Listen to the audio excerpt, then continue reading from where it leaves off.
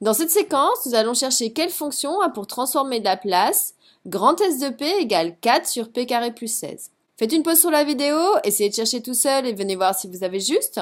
Donc ici, si on regarde et si on compare nos formules, on cherche quelqu'un qui, au dénominateur, aurait du carré. Carré plus quelque chose.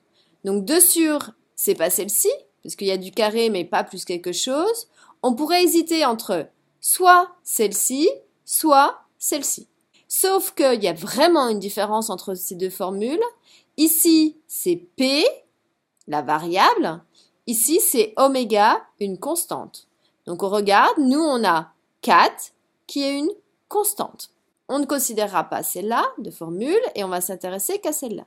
On me dit oméga sur P carré plus oméga 2. Donc il faut bien vérifier qu'on a bien cette forme ici. 4 sur P carré plus 16. Pas tout à fait, mais presque quand même.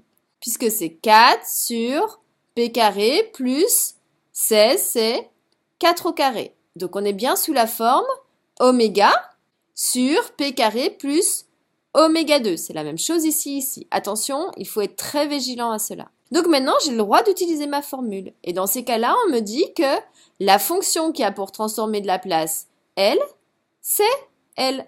Donc ça veut dire que ici, c'est donc petit s de t, attention à la variable, je repasse maintenant du domaine fréquentiel au domaine temporel, qui va être égal à sinus de oméga, mais oméga, on avait vu, c'était 4 t u de t.